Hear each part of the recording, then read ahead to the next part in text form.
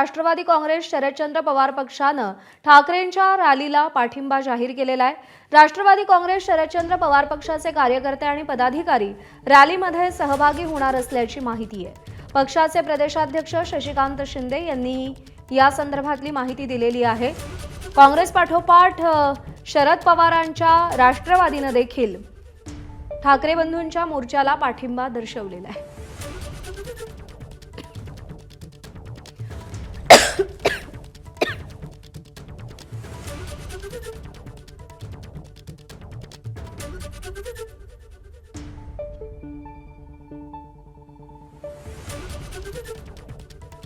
तर शरद पवारांच्या राष्ट्रवादीने उद्याच्या ठाकरे बंधूंच्या मोर्चाला पाठिंबा दर्शवलाय। काँग्रेसने देखील पाठिंबा दर्शवलेला आहे। तर शरद पवारांच्या राष्ट्रवादीचे नेते आणि पदाधिकारी या मोर्चामध्ये सहभागी होणार असल्याची माहिती आहे।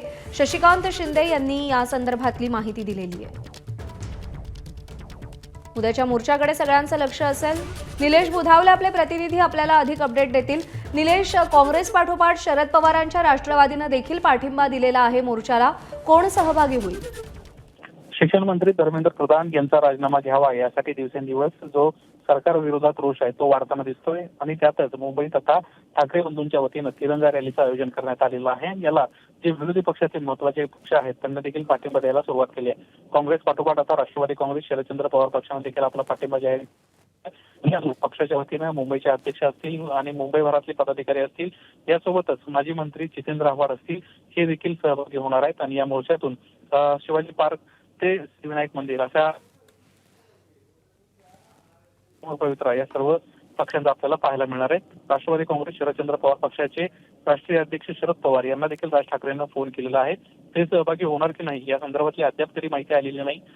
पक्षातले पदाधिकारी जे आहेत ते सहभागी होताना आपल्याला दिसतील। प्रज्ञा। निलेश, धन्यवाद दिलेल्या माहितीसाठी।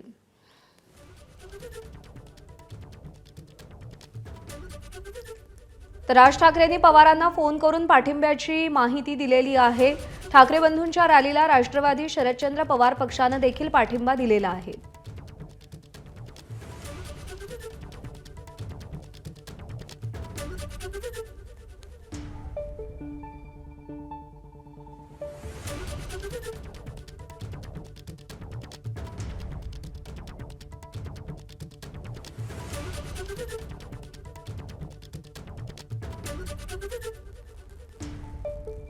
राष्ट्रवादी शरदचंद्र पवार पक्षाचे प्रदेशाध्यक्ष यांनी या संदर्भातली माहिती दिलेली आहे। काँग्रेस पाठोपाठ आता शरद पवारांची राष्ट्रवादी देखील या मोर्चामध्ये सहभागी होणार आहे।